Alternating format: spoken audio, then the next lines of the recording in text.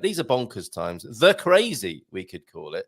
And I was writing about this, my piece in The Resident this week, and I was talking about how there's an elephant in the room, and there's not enough room in the room now for the elephant and just a Pollyanna whose only resort is positive thinking. Something else is required, and I think I offer that. The elephant in the room is squashing Pollyanna now.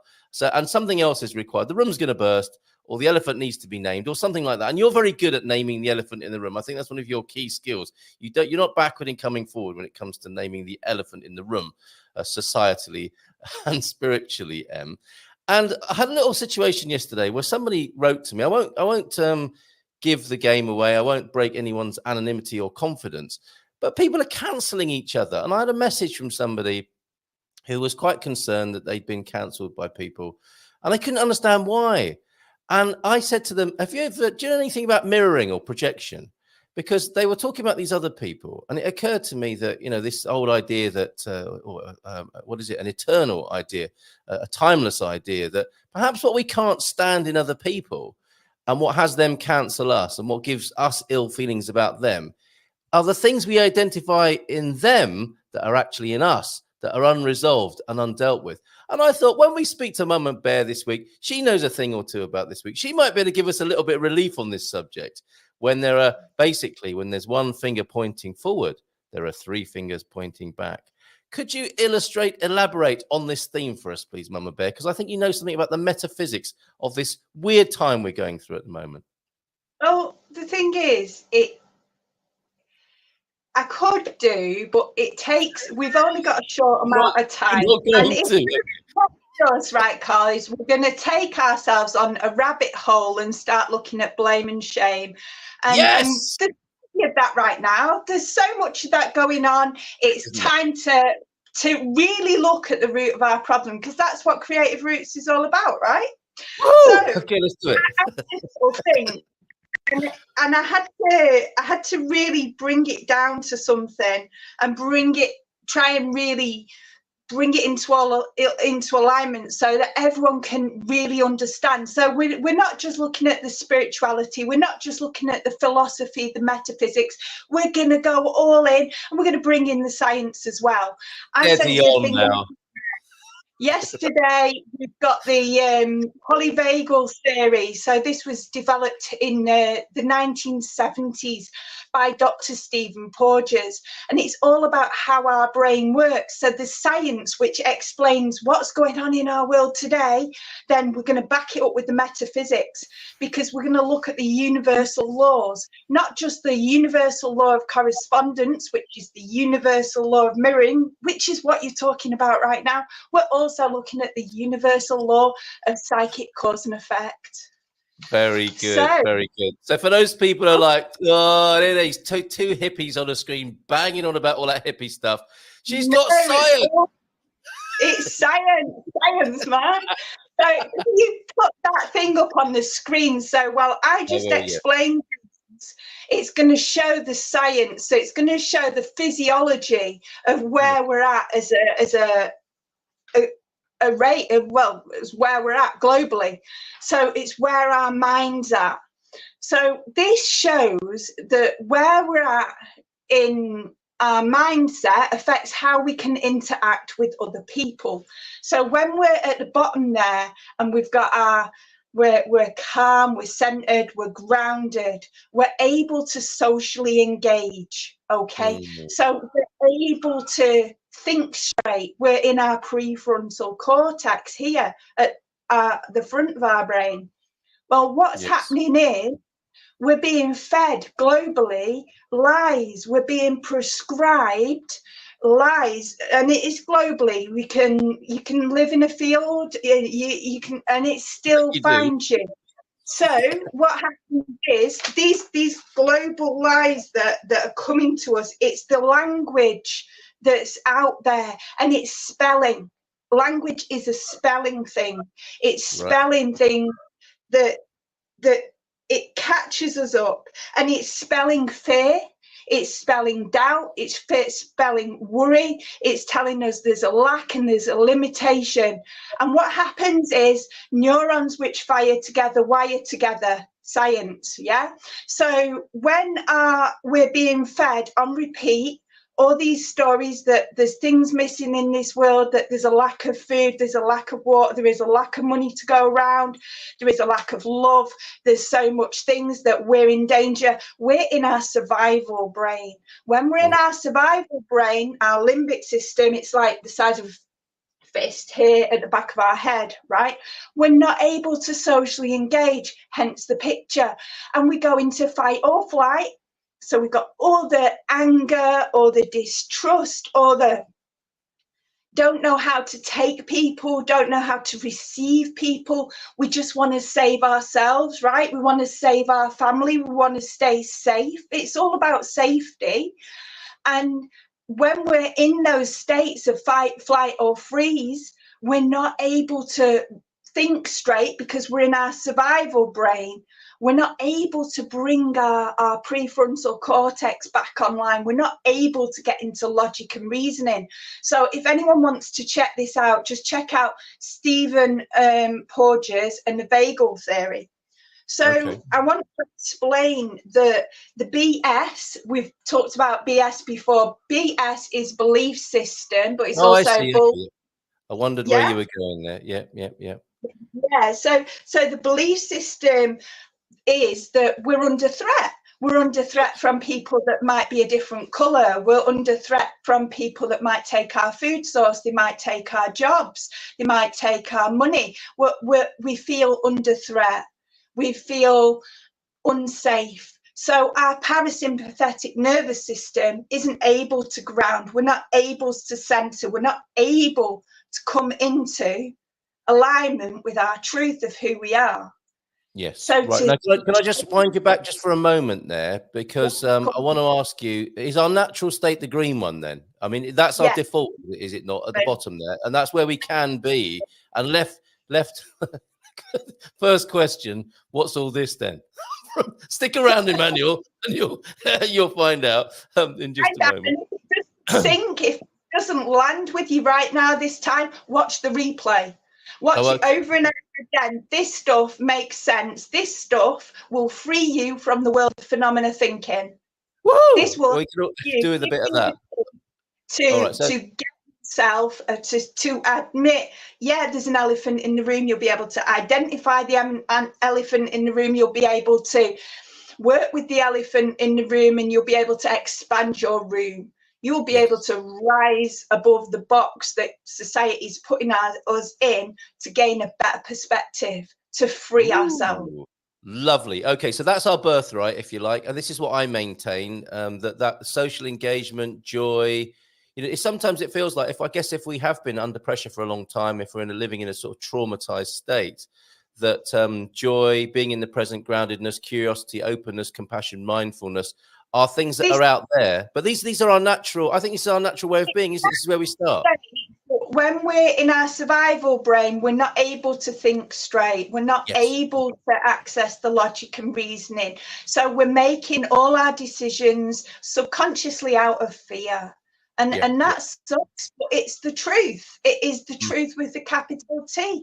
We're not able to. We're running on autopilot. Over 90% of our thoughts and feelings and actions are done without any conscious thought at all. Yes. Yeah. Okay.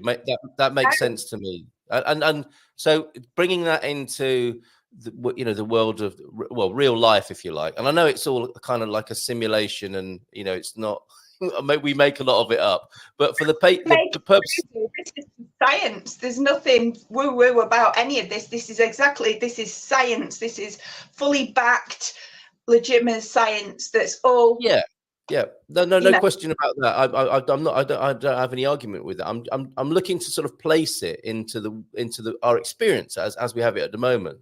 And so is the suggestion with this that there is a lot going on that tends to draw us from that cool green, minty green at the bottom there, and into the pink, and then into the blue. Is that like the life cycle of life in the 21st century?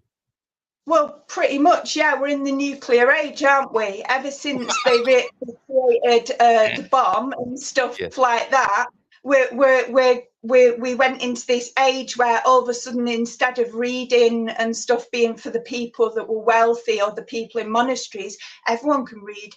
Accessibility for education is through the roof, but all sorts of things are going around. So although we're not limited in what we can access, we're limited to algorithms and what things are feeding us. We're limited by our belief systems and what we want to look into. And the thing is, it's time to question our belief systems. Questioning our belief systems brings us back into alignment with truth. So we're looking at the BS, the belief systems, the bullshit, the stories that we're telling ourselves, and the stories that we're being fed by society. So the news, what's it telling us about at the moment? The main things in the news, and I don't even watch the news, right? I don't, I like to sit and meditate. Yes. That's your news source, isn't it? That's your news source. Just tune in for a minute. Yeah. And drink tea. So when it comes to the fact that I'm being, people want to talk to me and bring up wars, and then they're saying, oh, pick a side, and I'm like, no, I'm not picking a side. Can you not see that there's a whole lot of divide and conquer going on? It's not a conspiracy. Divide and conquer happens when we're taken from our mindset, where in social engagement, here at the bottom, we're able to be in tune with ourselves. We would not want to hurt anyone else. We could not hurt someone else. We couldn't hurt an animal. We couldn't hurt plants. We're just full of love, right? Or appreciation or gratitude, because we know that actually all's okay, right? Everything's pretty damn cool. But as soon as this coolness or this calmness is threatened, we feel like, hold on a minute, someone is trying to tell me what to do, or someone's trying to take over things and make the unfamiliar always feels unsafe. So we're being pushed into taking sides and turning against one another, forgetting that when you get into space and you look down, there is no boundaries. We are one global race. We are one world. From a distance. Yes, absolutely. There's no, it's nothing woo-woo.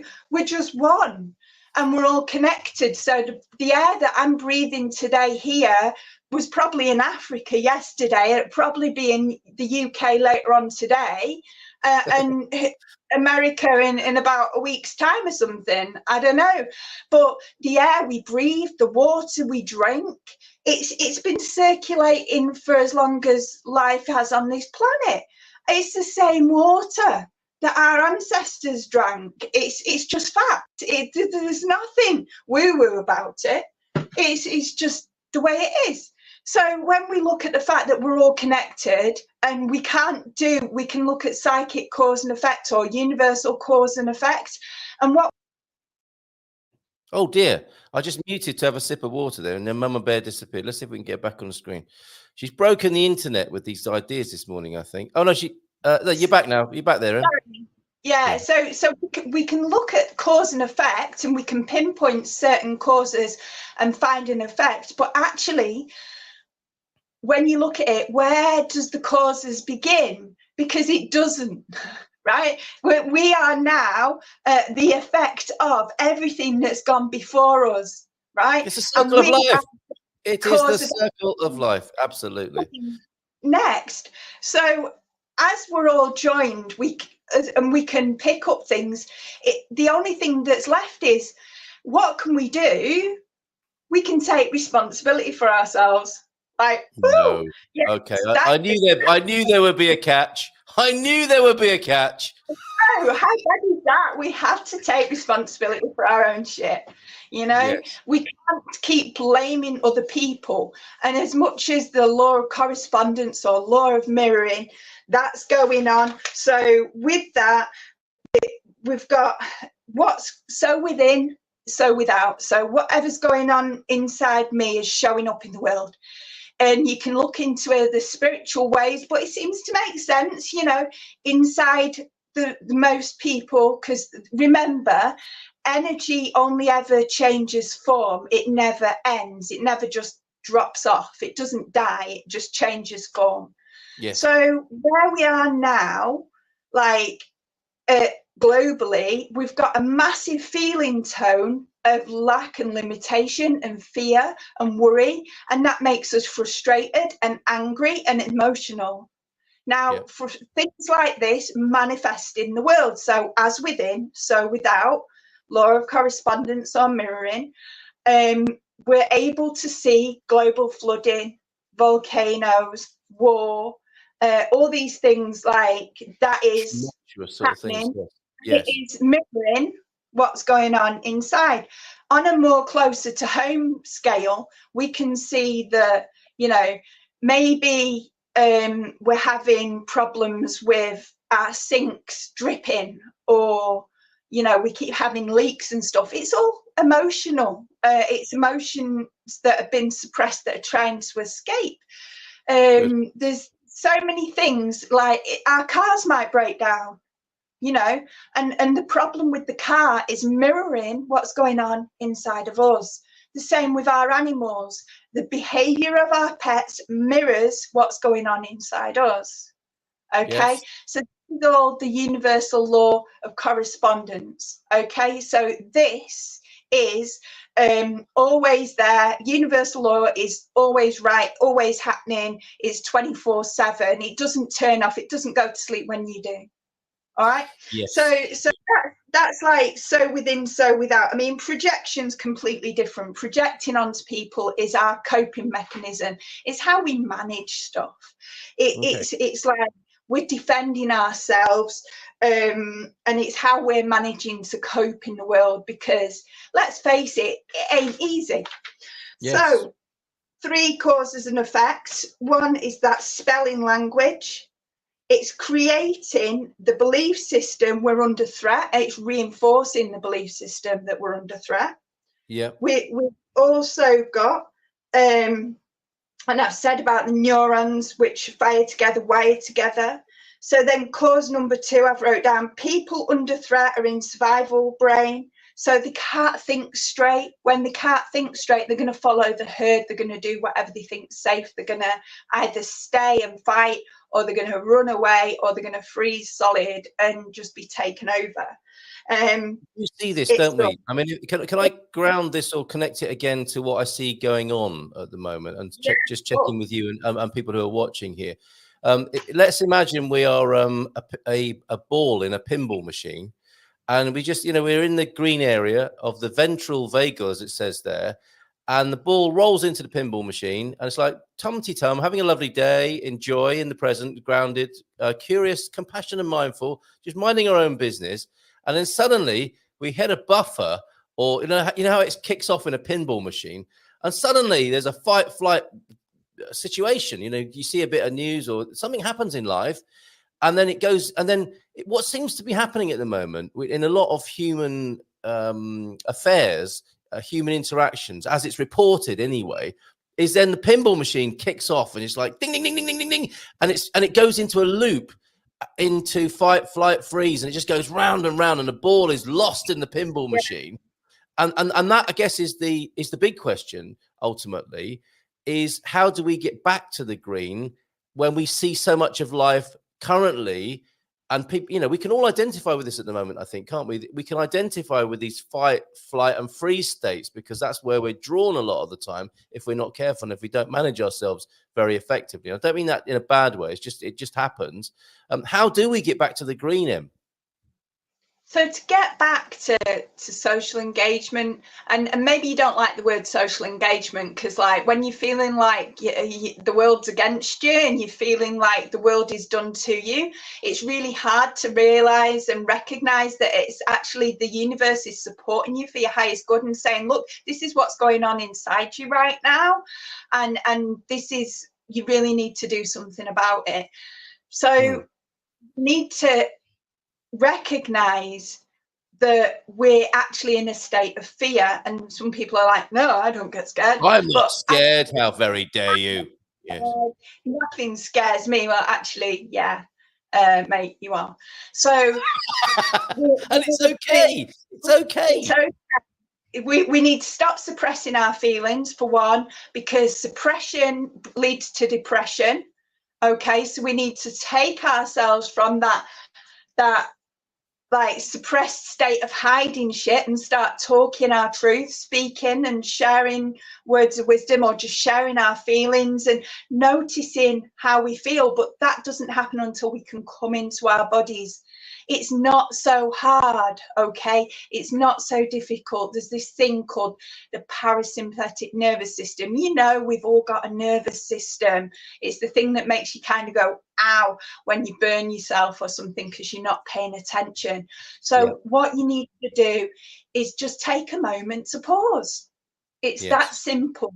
So when you feel something, notice something happening in the world and you're like, oh, whoa, that just doesn't seem right.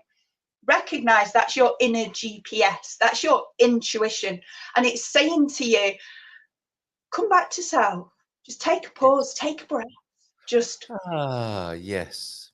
exhale and just sit with that for a moment. You know, the world's not going to end if you don't just take a few moments to just, and that pause practice brings clarity. It brings peace of mind because you're able to, maybe you can't fully engage your parasympathetic nervous system and drop right into the body, but it's the beginning.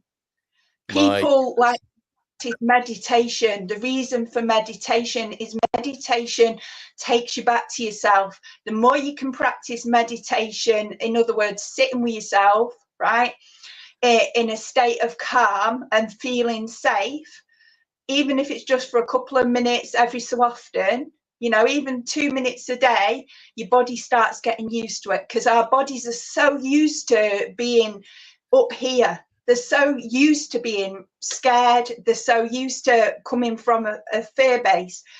Bring ourselves back. Practice mindfulness. If you don't do mindfulness and meditation, just keep doing the pause practice. Listen to some tunes and just really just get it on, you know, in your body. Watching up. Get your pet or your neighbour's pet or something and just take some time to just be with animals and stroke them. Sit under a night sky, look up and go, wow, man, that's beautiful. Get out and walk in nature. Cover yourself in camper dust. Thank you, Em. We need to move on and go speak to Paolo in Albufeira in just a moment. But before you go, let me just give you some of the wonderful feedback that's come in. Douglas, I can't pick sides when it comes to war. I side with innocent victims wherever they are, says Dougie there. We'll be with you in just a moment, Paolo. Thank you for joining us this morning. We've also got James, as you'd expect, I think enjoying the conversation. But unlike me, hold on a minute, we've got homework. We've got to be responsible for ourselves as well. Hold on a minute, you didn't say anything about that, Em. And then Emmanuel, thank you for your contributions. When you were talking about air moving around the world, Emmanuel, I guess that is one way of looking at it. And if that works for you, then fair enough. I think that is quite a graphic way of putting it. But yes, when you think of it like that, it is quite the responsibility, isn't it?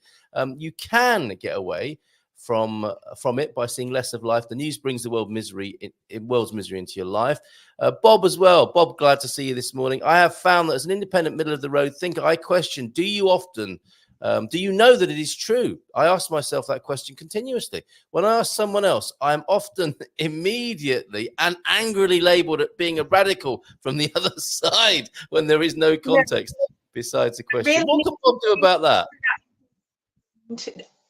We all ask ourselves questions, but more often than not, it's like, why does this always happen to me? Like, why is this going on in the world? Blah, blah, blah, blame and shame and stuff. And we're reinforcing those stories.